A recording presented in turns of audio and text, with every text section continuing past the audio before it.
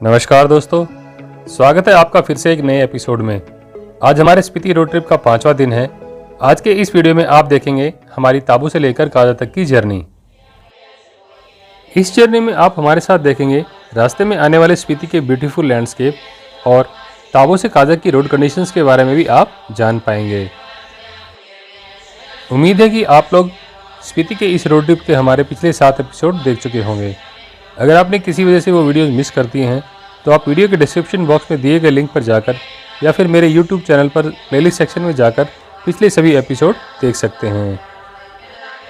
आज 5वें दिन की जर्नी हमने सुबह नाको से शुरू की थी और फिर हम ग्यू विलेज और ताबो मोनेस्ट्री देखने के बाद अब काजा की ओर बढ़ रहे हैं। जैसा कि मैं अपने पिछले एपिसोड्स में बता चुका हूं कि हमें इस हाईवे पर लास्ट वाले पेट्रोल पंप पर कुआरी में पेट्रोल नहीं मिल पाया और हम टैंक फुल नहीं करा पाए, तो अब हमें अपना पिन वैली का प्रोग्राम स्किप करना होगा। हमने पेट्रोल लेने के लिए कई जगह पर एफर्ट्स किया, लेकिन हमें नाको में सिर्फ 2 लीटर पेट्रोल ही अवेलेबल हो पाया, जो कि हमारे पिन वैली के ट्रिप के लिए सफिशिएंट नहीं था। हम कोई रिस्क नहीं लेना चाहते, इसलिए हम सीधे काजा पहुंचेंगे। चलिए एक बार आज सुबह से अपना रूट प्लान देख लेते हैं। आज सुबह की शुरुआत हमने नाको से की थी। नाको से ग्यू का डिस्टेंस लगभग 43 किलोमीटर का कवर हमने किया। उसके बाद हम ग्यू से ताबो आए, जहाँ का डिस्टेंस लगभग 34 किलोमीटर के आसपास है। अब हम ताबो से काजा जा रहे हैं, जहाँ का डिस्टेंस लगभग 48 किलोमीटर के करीब है। काजा पहुँचते पहुँचते हमें शाम हो जाएगी।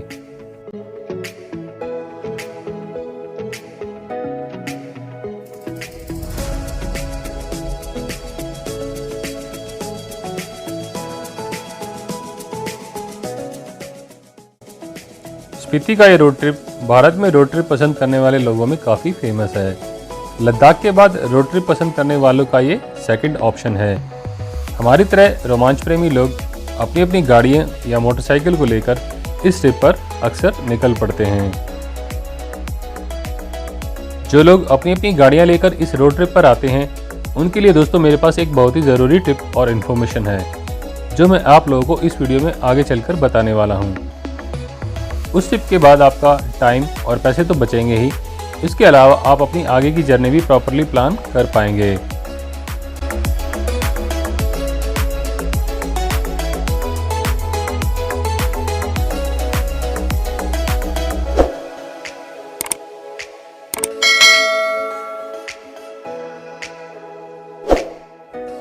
ताबो से काजा का डिस्टेंस 48 किलोमीटर का है और गूगल के अकॉर्डिंग ट्रैवलिंग टाइम लगभग 1.5 घंटे का। लेकिन दोस्तों अक्सर इसमें ज़्यादा टाइम लगता है, क्योंकि सभी लोग रास्ते में फ़ोटोग्राफी वगैरह करने के लिए रुकते हैं और कभी कभी बड़ी बड़ी गाड़ियों को ओवरटेक करने में बहुत ज़्यादा टाइम लग जाता है, क्योंकि सड़क ज़्यादा चौड़ी है नहीं और इतना स्पेस हमें मिलता नहीं कि हम बड़ी गाड़ी को जल्दी से ओवरटेक कर पाएँ। वैसे तो इस रूट पर इतना ट्रैफिक है नहीं, लेकिन फिर भी गाड़ी चलाते वक्त सामने लंबी नज़र बनाए रखनी पड़ती है, क्योंकि कई बार आगे पीछे से आने वाली गाड़ियों को रास्ता देने के लिए प्रॉपर जगह होती नहीं है और हमें प्रॉपर जगह की तलाश करनी पड़ती है। प्रॉपर जगह देखकर गाड़ी को आप साइड में दबा लीजिए और सामने से आने वाली गाड़ी या पीछे से ओवरटेक करने वाली गाड़ी को प्रॉपर रास्ता दीजिए। अक्सर हमारी तरह के टूरिस्ट लोग जो नेचर के इन ब्यूटीफुल व्यूज़ को एंजॉय करते हुए चलते हैं, उनकी गाड़ियों की स्पीड थोड़ा कम ही होती है, इसलिए आप अपने आगे पीछे वाले ट्रैफिक को डिस्टर्ब ना करें और प्रॉपर रास्ता देते हुए चलें। हम लोग दोस्तों स्पीति नदी के साथ साथ चल रहे हैं और हमें सामने एक ब्यूटीफुल लोकेशन दिखाई दे गई है। हम लोग कुछ देर रुककर यहाँ फिर से आगे बढ़ेंगे। कुछ देर रुककर हम यहाँ पर फोटोग्राफी वगैरह करेंगे और उसके बाद अपने सफ़र को कंटिन्यू करते हैं।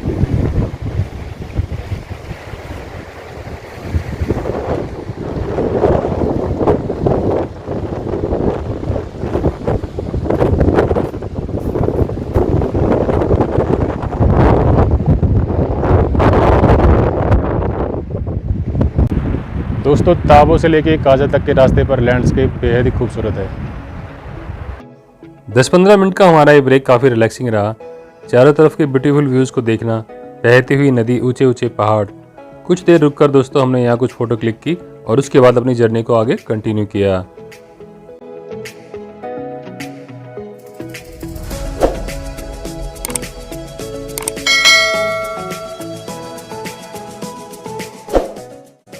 कुछ देर के बाद दोस्तों हमें इस रूट पर चलते हुए माउंटेन्स की वो फॉर्मेशन दिखाई देने लग जाती है जिसके लिए काजा का ये रूट काफ़ी फेमस है। सर्दियों में जमी हुई बर्फ जब गर्मियों में पिघलती है तब मिट्टी से बने हुए इन पहाड़ों को काटकर कुछ इस तरह की फॉर्मेशंस छोड़ जाती हैं। माउंटेन्स की ये फॉर्मेशन काफ़ी आकर्षक और रोमांचक लगती है। माउंटेन्स की इस तरह की फॉर्मेशन हमें लद्दाख में भी खारदुंगला पास जाते वक्त दिखाई देती है, जो कि दुनिया के सबसे ऊंचे मोटरेबल रोड्स में से एक है। दोस्तों अगर आपको वीडियो पसंद आ रही है तो आप वीडियो को लाइक और अगर आपने अभी तक चैनल को सब्सक्राइब नहीं किया है तो आप चैनल को भी सब्सक्राइब कर सकते हैं। दोस्तों अगर इस ट्रिप के बारे में आपके मन में कोई क्वेश्चन है तो कमेंट सेक्शन में आप वो क्वेश्चन पूछ सकते हैं। अब दोस्तों सामने आप वो सिचुएशन देख सकते हैं जिसका जिक्र मैं पहले कर रहा था।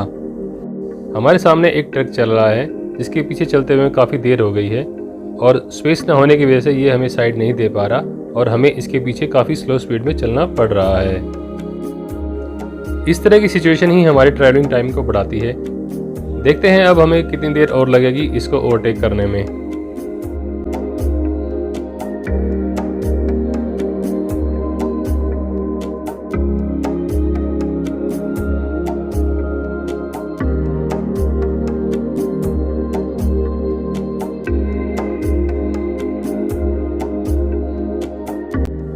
फाइनली करीब 20 मिनट ट्रक के पीछे पीछे चलने के बाद हम ट्रक को ओवरटेक कर पाए।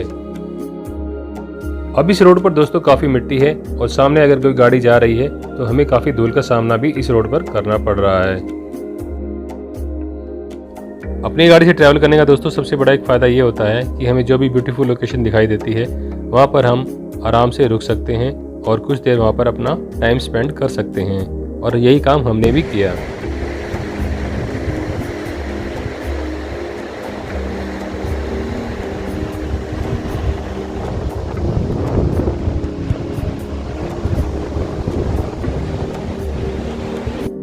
इस टूर को प्लान करने से पहले दोस्तों हमने टूर ऑपरेटर से भी इंक्वायरी की थी। ज़्यादातर टूर ऑपरेटर हमें 7 डेज और 6 नाइट्स का पैकेज दे रहे थे जिसमें लगभग डेस्टिनेशन हमारे यही सेम थे जिस पर हम ट्रैवल कर रहे हैं या आगे ट्रैवल करेंगे, लेकिन उसमें ट्रैवलिंग टाइम बहुत ज़्यादा था और स्टे का टाइम काफ़ी कम था। उस पैकेज की कॉस्ट दोस्तों 19,000 के अराउंड थी, लेकिन उसमें भागम भाग बहुत ज़्यादा थी। वो प्लान काफ़ी हेक्टिक था और उसमें स्टे का टाइम काफ़ी कम था। अगर आप 4 लोग अपनी गाड़ी से ट्रैवल करते हैं तो सेम कॉस्ट में दोस्तों आप 9 से 10 दिन तक आप आराम से ट्रैवल कर पाएंगे और स्पीति वैली का पूरा मज़ा आराम से ले पाएंगे। बस आपको अपनी गाड़ी और अपनी ड्राइविंग स्किल्स पर भरोसा होना चाहिए।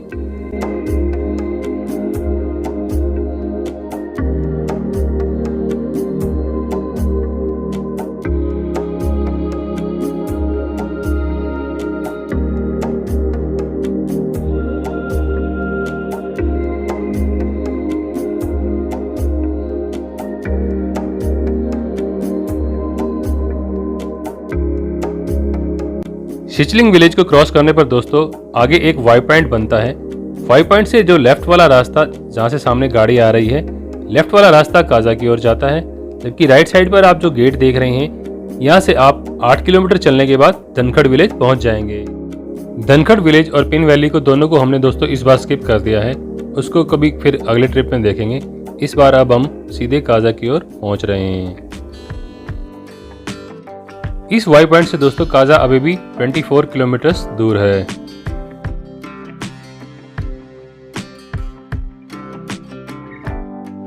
हमें फिर से एक ब्यूटीफुल लोकेशन दिखाई दे रही है। राइट साइड पर इस वीरान डेजर्टेड वैली में ये झरना बहता हुआ हमें दिखाई दिया, जो काफ़ी यहाँ पर देखने में सुंदर लग रहा है। हम कुछ देर के लिए दोस्तों यहाँ पर भी रुके, क्योंकि मेरा ये मानना है दोस्तों मंजिल का पता नहीं, हमें सफ़र का पूरा मज़ा लेना चाहिए।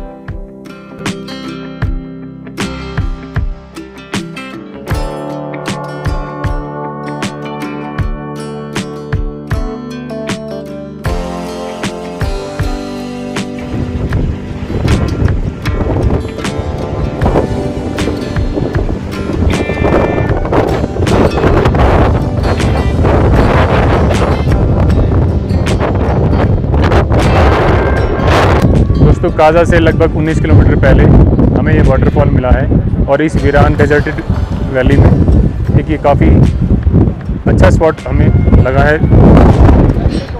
हवा आप देख सकते हैं कितनी तेज़ चल रही है, कैब को संभालना काफ़ी मुश्किल हो रहा है।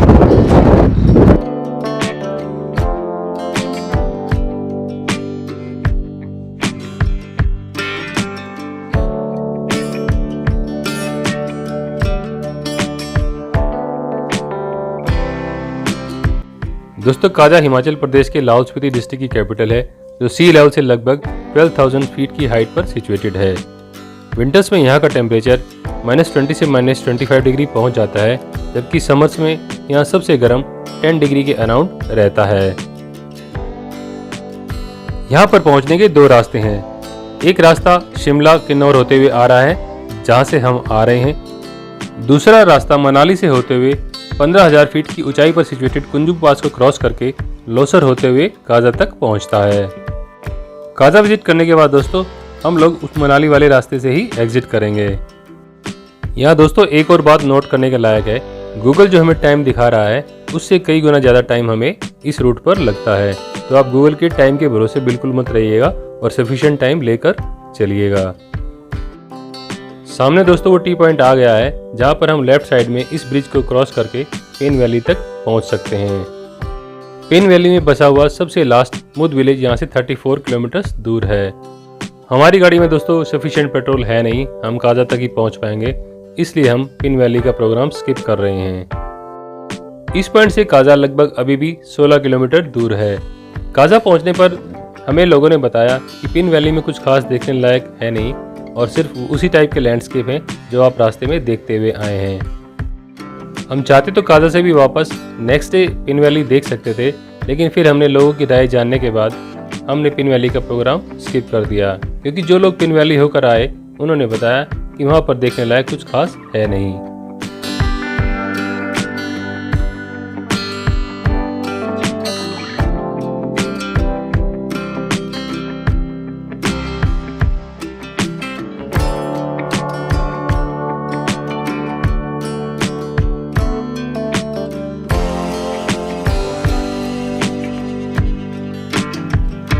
सामने राइट साइड पर आप पहाड़ों का डिज़ाइन देखिए, प्रकृति भी कितना कमाल करती है और हमारे लिए कैसी अनोखी अनोखी चीज़ें छोड़ जाती है। दोस्तों हम लोग काजा से 9 किलोमीटर पीछे हैं और काजा पहुंचने वाले हैं।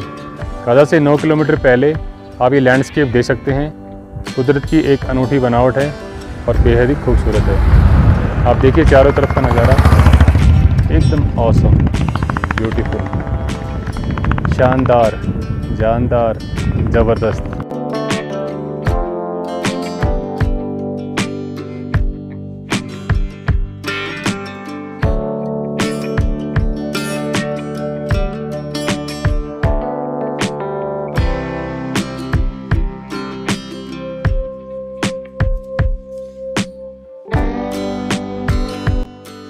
कुछ देर के बाद दोस्तों हम काजा की सीमा में एंटर कर गए और आप सामने जो गेट देख रहे हैं ये काजा का मेन एंट्री गेट है।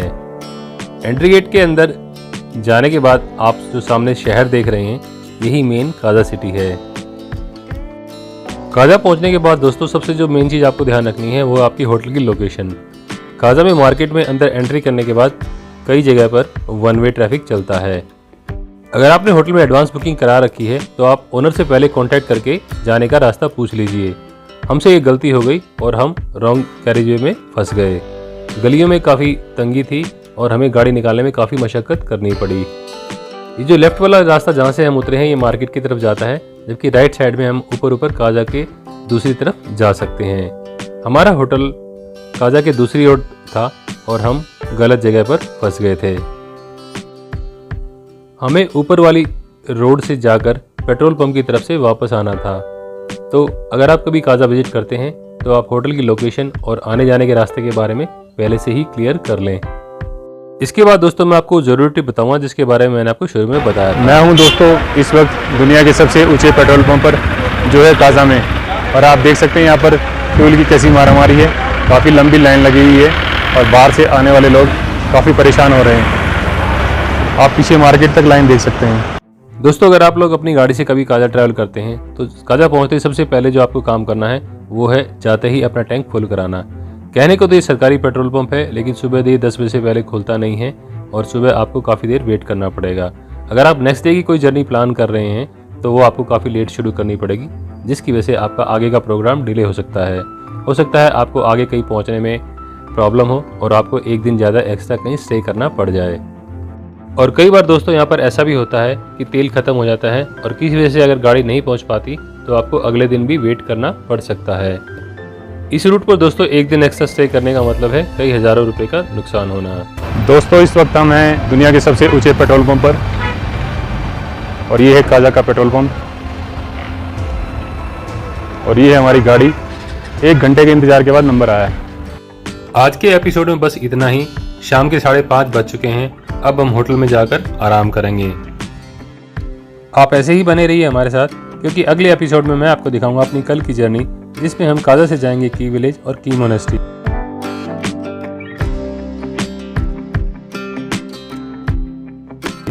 उसके बाद हम जाएंगे किब्बर विलेज और फिर एशिया के सबसे ऊंचे सस्पेंशन ब्रिज, जिसे अब चीचम ब्रिज के नाम से जानते हैं। वीडियो को एंड करने से पहले दोस्तों, अगर आपने अभी तक वीडियो को लाइक और चैनल को सब्सक्राइब नहीं किया है तो आप वीडियो को लाइक और चैनल को सब्सक्राइब करना बिल्कुल भी मत भूलिएगा। आपसे मुलाकात होगी अगले एपिसोड में। तब तक के लिए जय हिंद, जय भारत।